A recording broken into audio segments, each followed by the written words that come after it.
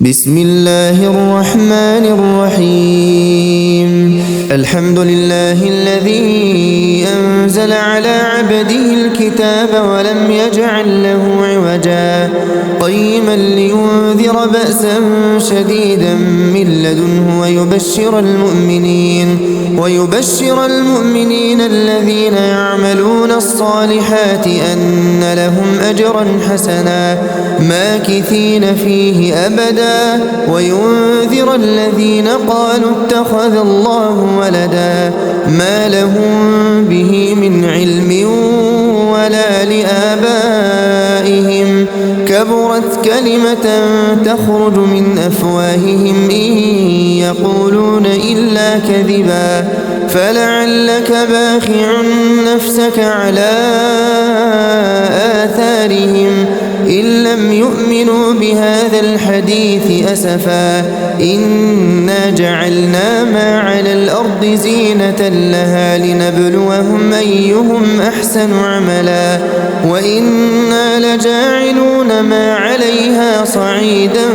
جرزا أم حسبت أن أصحاب الكهف والرقيم كانوا من آياتنا عجبا إذ أوى الفتية إلى الكهف فقالوا ربنا آتنا من لدنك رحمة وهيئ لنا من أمرنا رشدا فضربنا على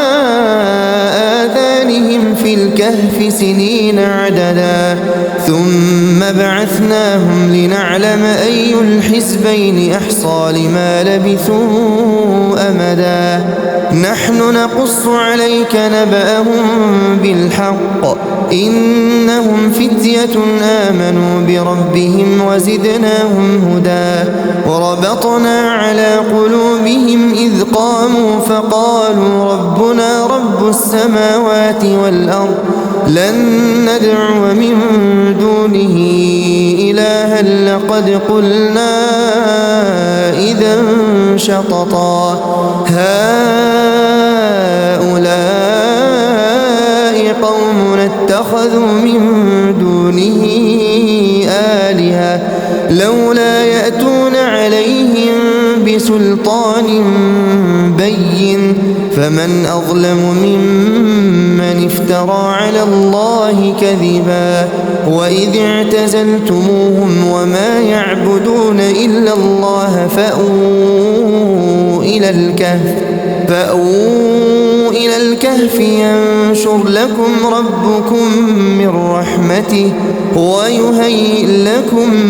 من أمركم مرفقا وترى الشمس إذا طلعت تزاور عن كهفهم ذات اليمين وإذا غربت تقرضهم ذات الشمال وهم في فجوة منه ذلك من آيات الله من يهد الله فهو المهتد ومن يضلل فلن تجد له وليا مرشدا وتحسبهم أيقاظا وهم رقود ونقلبهم ذات اليمين وذات الشمال وكلبهم باسط ذراعيه بالوصيد لو اطلعت عليهم لوليت منهم فرارا ولملئت منهم رعبا وكذلك بعثناهم ليتساءلوا بينهم قال قائل منهم كم لبثتم قالوا لبثنا يوما أو بعض يوم قالوا ربكم أعلم بما لبثتم فابعثوا أحدكم بورقكم هذه إلى المدينة فلينظر أيها أزكى طعاما فليأتكم برزق منه وليتلطف ولا يشعرن بكم أحدا إنهم إن يظهروا عليكم عليكم يرجموكم أو يعيدوكم في ملتهم ولن تفلحوا إذا أبدا. وكذلك أعثرنا عليهم ليعلموا أن وعد الله حق وأن الساعة لا ريب فيها إذ يتنازعون بينهم أمرهم فقالوا ابنوا عليهم بنيانا ربهم أعلم بهم قال الذين غلبوا على أمرهم لنتخذن عليهم مسجدا سيقولون ثلاثة رابعهم كلبهم ويقولون خمسة سادسهم كلبهم رجما بالغيب ويقولون سبعة وثامنهم كلبهم قل ربي أعلم بعدتهم ما يعلمهم إلا قليل فلا تمار فيهم إلا مراء ظاهرا ولا تستفت فيهم منهم أحدا ولا تقولن لشيء إني فاعل ذلك غدا إلا أن يشاء الله واذكر ربك إذا نسيت وقل عسى أن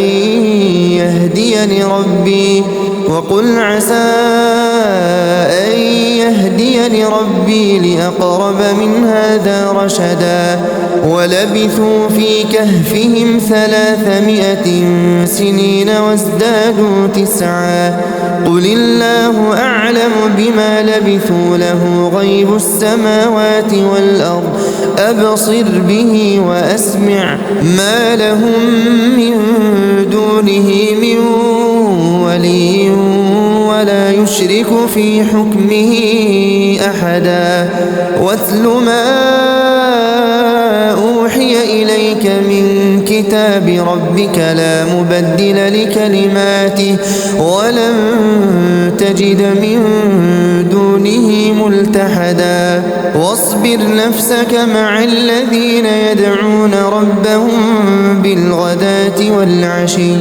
يريدون وجهه ولا تعد عيناك عنهم تريد زينة الحياة الدنيا ولا تطع من أغفلنا قلبه عن ذكرنا واتبع هواه وكان أمره فرطا وقل الحق من ربكم فمن شاء فليؤمن ومن شاء فليكفر إنا أعتدنا للظالمين نارا أحاط بهم سرادقها وإن يستغيثوا يغاثوا بماء كالمهل يشوي الوجوه بئس الشراب وساءت مرتفقا إن الذين آمنوا وعملوا الصالحات إنا لا نضيع أجر من أحسن عملا أولئك لهم جنات عدن تجري من تحتهم الأنهار يحلون فيها من أساور من ذهب ويلبسون ثيابا خضرا من سندس واستبرق متكئين فيها على الأرائك نعم الثواب وحسنت مرتفقا واضرب لهم مثلا الرجلين جعلنا لأحدهما جنتين من أعناب وحففناهما بنخل وجعلنا بينهما زرعا كلتا الجنتين آتت أكلها ولم تظلم منه شيئا وفجرنا خلالهما نهرا وكان له ثمر فقال لصاحبه وهو يحاوره أنا أكثر منك مالا وأعز نفرا ودخل جنته وهو ظالم لنفسه قال ما أظن أن تبيد هذه أبدا وما أظن الساعة قائمة ولئن رددت إلى ربي لأجدن خيرا منها منقلبا قال له صاحبه وهو يحاوره أكفرت بالذي خلقك من تراب ثم من نطفة ثم سواك رجلا لكن هو الله ربي ولا أشرك بربي أحدا ولولا إذ دخلت جنتك قلت ما شاء الله لا قوة إلا بالله إن ترني أنا أقل منك مالا وولدا فعسى ربي أن يؤتيني خيرا من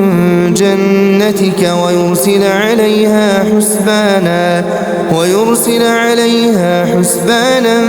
من السماء فتصبح صعيدا زلقا أو يصبح ماؤها غورا فلن تستطيع له طلبا وأحيط بثمره فأصبح يقلب كفيه على ما أنفق فيها وهي خاوية على عروشها ويقول يا ليتني لم أشرك بربي أحدا ولم تكن له فئة ينصرونه من دون الله وما كان منتصرا هنالك الولاية لله الحق هو خير ثوابا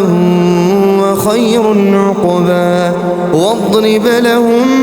مثل الحياة الدنيا كماء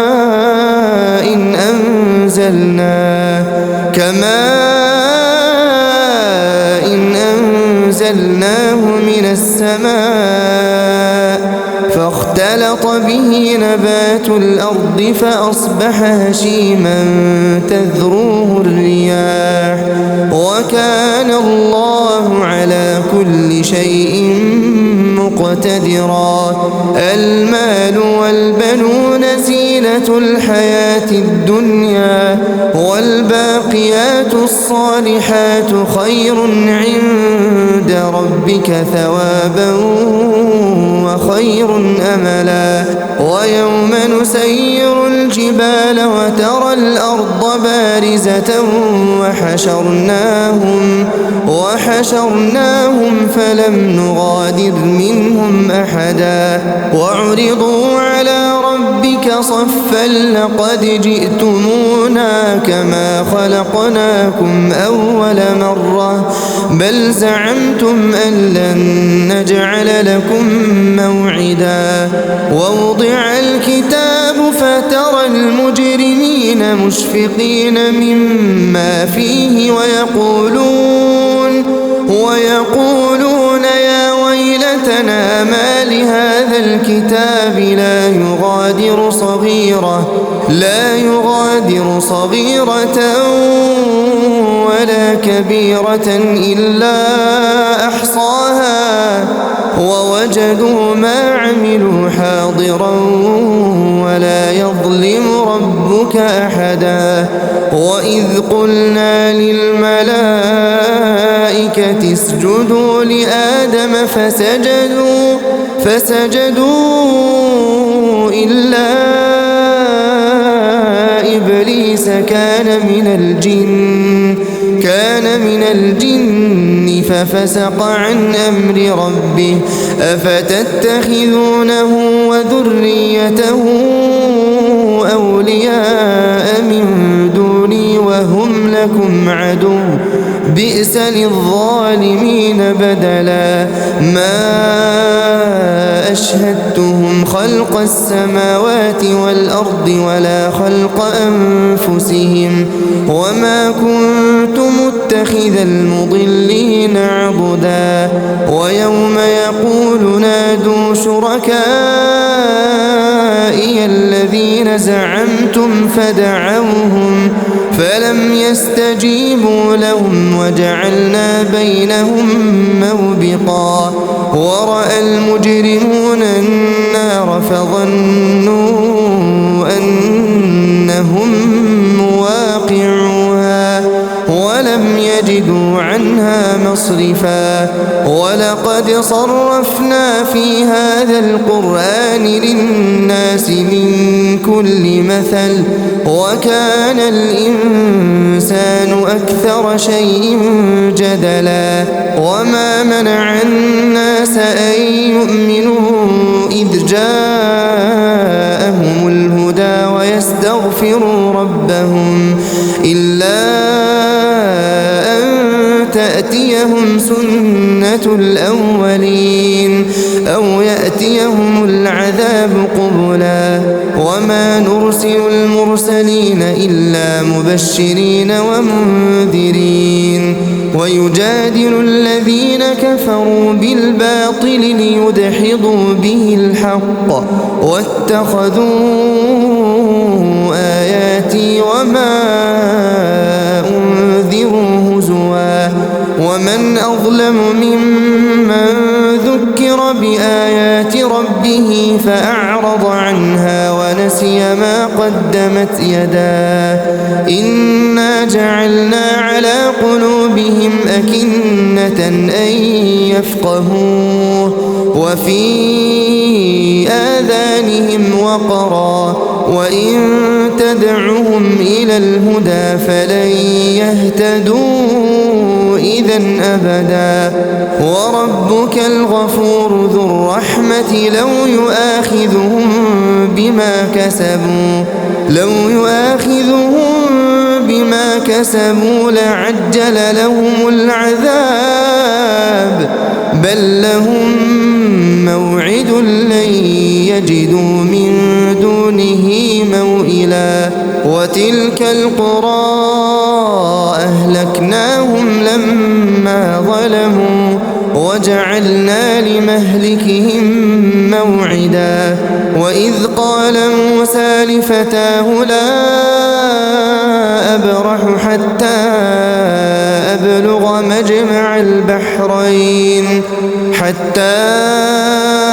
أبلغ مجمع البحرين أو أمضي حقبا فلما بلغا مجمع بينهما نسيا حوتهما فاتخذ سبيله في البحر سربا فلما جاوزا قال لفتاه آتنا غداءنا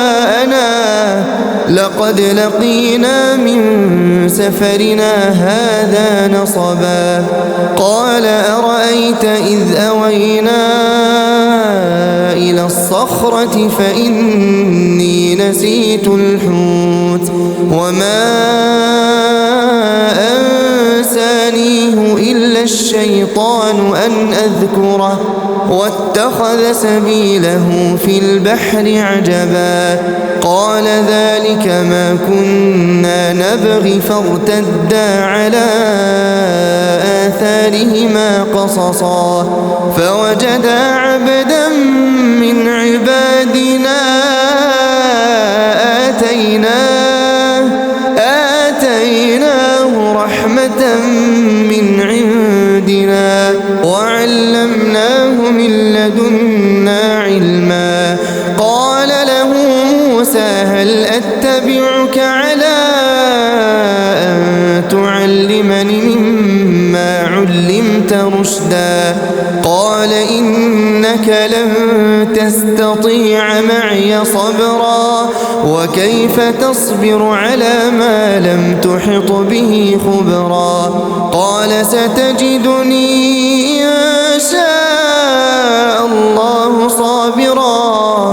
إن شاء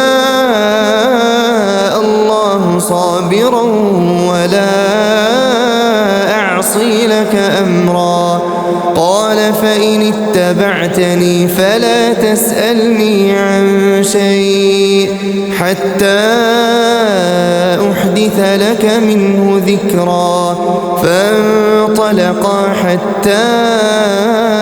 إذا ركبا في السفينة خرقها قال أخرقتها لتغرق أهلها لقد جئت شيئا إمرا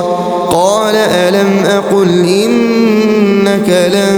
تستطيع معي صبرا قال لا تؤاخذني بما نسيت ولا ترهقني من أمري عسرا فانطلقا حتى إذا لقيا غلاما فقتله قال أقتلت نفسا زكية بغير نفس لقد جئت شيئا نكرا قال ألم أقل لك إنك لن تستطيع معي صبرا قال إن سألتك عن شيء بعدها فلا تصاحبني قد بلغت من لدني عذرا فانطلقا حتى إذا أتيا أهل قرية استطعما أهلها فأبوا أن يضيفوهما فوجدا فيها جدارا يريد أن ينقض فأقامه قال لو شئت لاتخذت عليه أجرا قال هذا فراق بيني وبينك سأنبئك بتأويل ما لم تستطع عليه صبرا أما السفينة فكانت لمساكين يعملون في البحر فأردت أن أعيبها وكان وراءهم ملك يأخذ كل سفينة غصبا وأما الغلام فكان أبواه مؤمنين فخشينا أن يرهقهما طغيانا وكفرا فأردنا أن يبدلهما ربهما خيرا منه زكاة وأقرب رحما وأما الجدار فكان لغلامين يتيمين في المدينة وكان تحته كنز لهما وكان أبوهما صالحا فأراد ربك أن يبلغا أشدهما ويستخرجا كنزهما رحمة من ربك وما فعلته عن أمري ذلك تأويل ما لم تسطع عليه صبرا ويسألونك عن ذي القرنين قل سأتلو عليكم منه ذكرا إنا مكنا له في الأرض وآتيناه من كل شيء سببا فأتبع سببا حتى إذا بلغ مغرب الشمس وجدها تغرب في عين حمئة ووجد عندها قوما قلنا يا ذا القرنين إما أن تعذب وإما أن تتخذ فيهم حسنا قال أما من ظلم فسوف نعذبه ثم يرد إلى ربه فيعذبه عذابا عذابا نكرا وأما من آمن وعمل صالحا فله جزاء الحسنى وسنقول له من أمرنا يسرا ثم أتبع سببا حتى إذا بلغ مطلع الشمس وجدها تطلع على قوم لم نجعل لهم من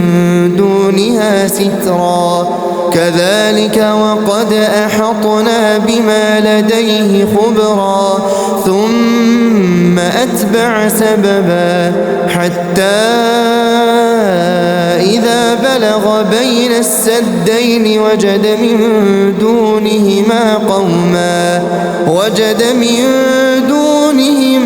قوما لا يكادون يفقهون قولا قالوا يا ذا القرنين إن يأجوج ومأجوج مفسدون في الأرض فهل نجعل لك خرجا على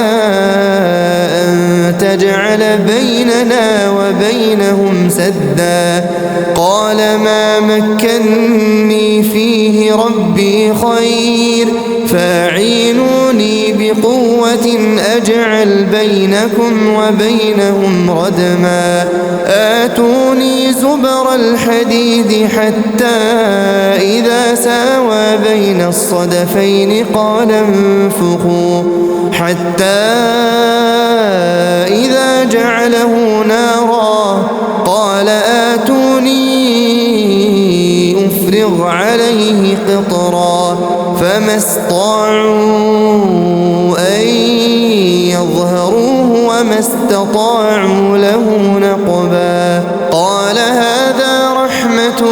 من ربي فإذا جاء وعد ربي جعله دكاء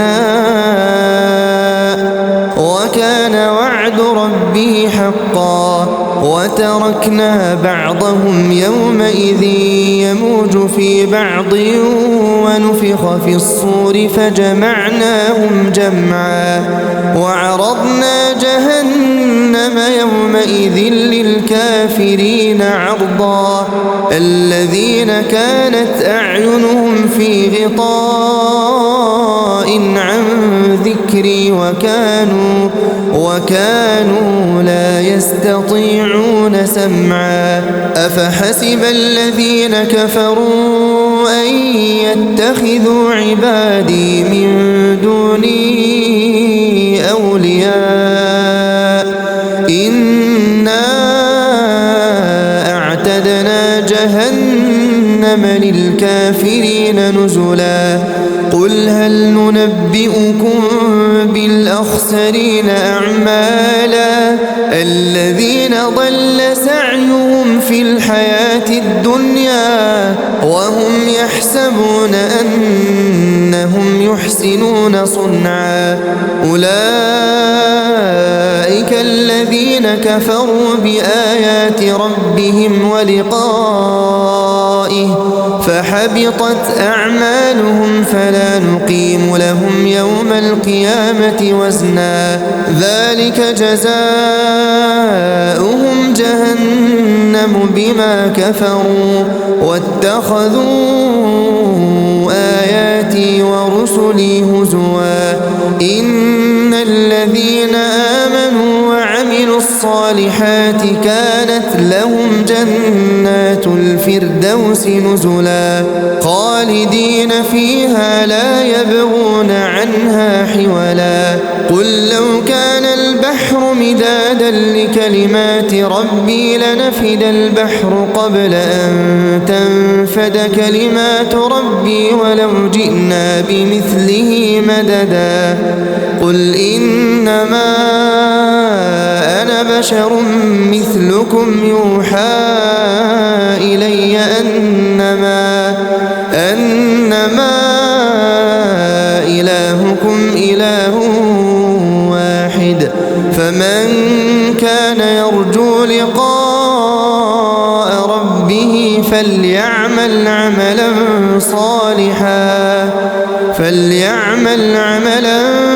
صالحا ولا يشرك بعبادة ربه أحدا.